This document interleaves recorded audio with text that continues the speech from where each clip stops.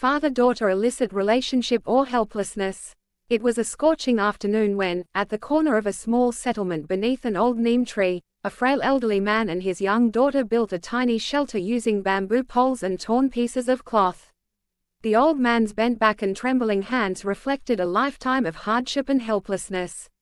The young woman was named Zainab, a picture of modesty and dignity. Fear lingered in her eyes, while silence had become her constant companion. A place they called home.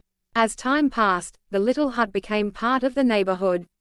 The elderly father worked as a daily wage laborer, while Zainab helped by doing household chores in nearby homes. Gradually, they earned the trust and affection of the community. The women of the neighborhood treated Zainab like a daughter because of her gentle nature, kindness, and willingness to help everyone in times of need. A shocking discovery. Then one day, a revelation shook the entire community. Concerned for Zainab's health, several women visited the hut to check on her and bring some necessities. What they saw left them speechless. Zainab lay weak on her bed, her pale face and physical condition making it evident that she was pregnant. No one had ever seen her involved with any man, nor had she ever been married. The news spread rapidly, and the neighborhood that once embraced her suddenly turned into a place of suspicion and judgment. Desperate excuses. When questioned, the elderly father and Zainab, terrified of social rejection and humiliation, began offering conflicting explanations. First, they claimed that Zainab had a serious abdominal illness and that the swelling was caused by a tumor for which she was receiving treatment at a city hospital. When that explanation failed, another story emerged. They said Zainab had actually been married before arriving in the settlement, but her husband had left for Dubai and disappeared without a trace. As more questions arose, new versions of the story continued to appear. Sometimes they mentioned an accident, other times they spoke of a missing marriage certificate. The contradictions made it clear that these stories were attempts to hide a painful truth.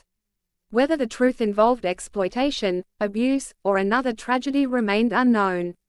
The community speculated, but no one focused on finding facts or identifying a possible offender. A tragic reflection on society. The saddest part was that the very people who had once welcomed them now mocked their changing stories.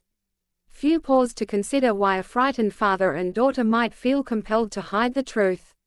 Sometimes, people remain silent because they fear that telling the truth will bring even greater shame, danger, or suffering. The torn cloth walls of their tiny hut could no longer protect them, not from the rain or the scorching sun, and certainly not from the piercing judgment of society. Note: this is a fictional story intended to reflect the darker realities that can exist in society. It reminds us that before reaching conclusions or spreading rumors, compassion, evidence, and justice should come first.